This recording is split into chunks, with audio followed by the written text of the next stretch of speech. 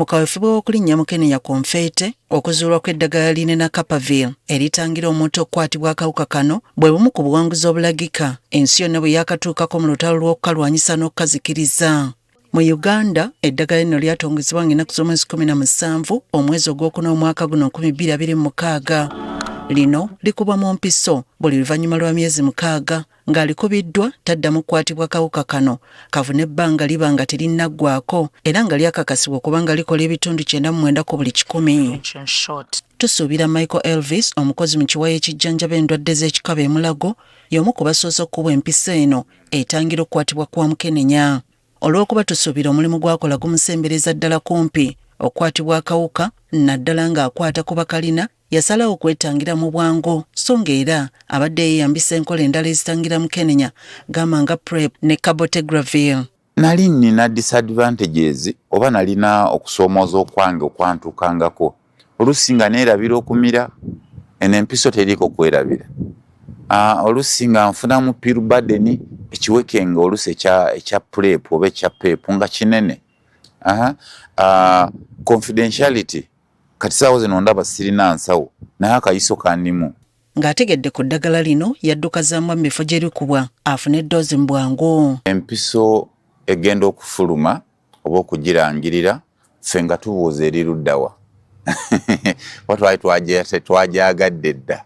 Enkola eno agamba nti ye ng'omuntu tannagiraba mu kusoomooza kwonna wadde enkenyera oba okunafuwa mu mubiri. Bamala okunkuba akayisa ako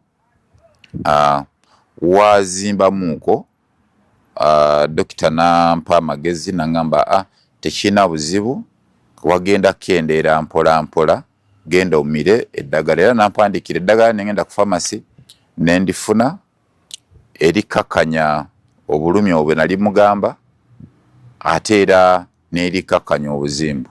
Empisa eno baba bagikukubye ejjirako empeke ez'amakerenda empeke 4. Ku Mapi Clinic awafunirwa obujjanjabi bwa Mukenenya, Saidi Katende waakola atubulidde nti okukuuma obulamu bwe nga takwatiddwa Mukenenya yalina okukkiriza okubwa empisa eno. Obutaawukanako ne tusuubira Katende naye atambulira mu bulabe kale aludde ng'awangalira ku ddagala eritangira okukwatibwa kwa Mukenenya eribaddewo. Ate leena kyemulabyeko akaseera akatono nze ke naakamumalako siinaamu side effect yonna gye naakoze eki. Newankubadde yali alyesunze teyasobola kuganyulwa mu ddoozi eyasooka kyokka olwamanya nti waliwo ddoozi endala etuuse yasitukiramu ne yeewandiisa era n'agemwa.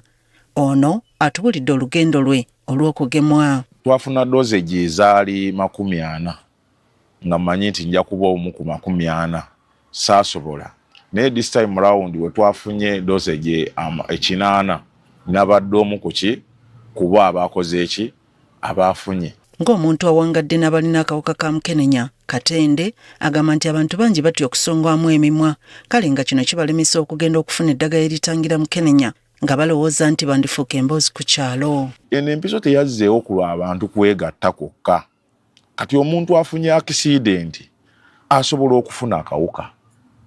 Omusawo asobola okufuna akawuka ng'ajjanjaba omuntu. Owa poliisi asobola okufuna ki?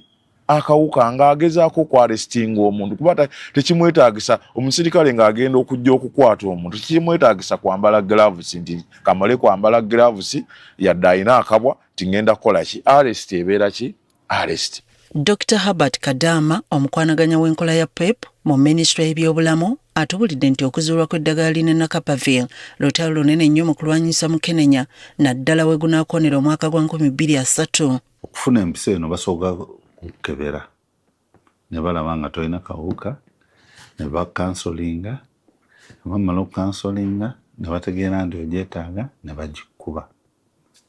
Kati wayita emyezi 6 wali okomawo bategeera nti okyajagala era ne bakola ki ne bakukuba.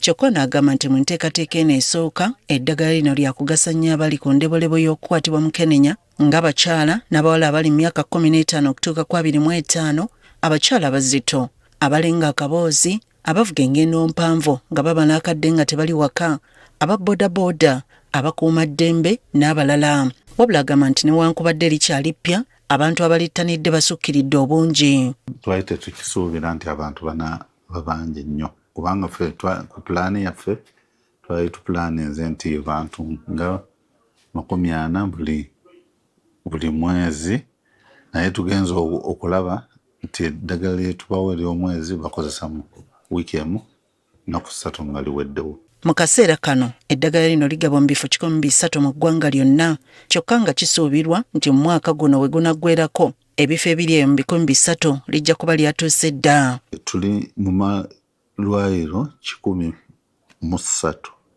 mu Uganda. Kati naye nga mu Uganda yonna osanga nti buli mu kifo kya Uganda waliwo w'osobola okutuuka n'ofuna. Amalwaliro ge tutuuseemu agamu eddagala lyaweddewo dda so ng'ate abandi basigazzaawo ttono ddala. Mu kiseera kino kye bakuumiddeko amaaso ly'eddagala erigenda okutuusibwa mu ggwanga oba oliawo liyambeko mu kukendeeza obwetaavu obuliwo. 3 tuteeke abalala, twongereko abalala abeetaaga leeni ne mu Desemba tufuneyo 3. Wabula abakugu balabula nti eddagala lino teriwonya wabula okuziyiza okukwatibwa kwa mukenenya so ng'ate era teriziyiza kukwatibwa kwa ndwadde endala ez'ekikaba. Susan Nanyanzi, Agafeeyo ku Spark TV.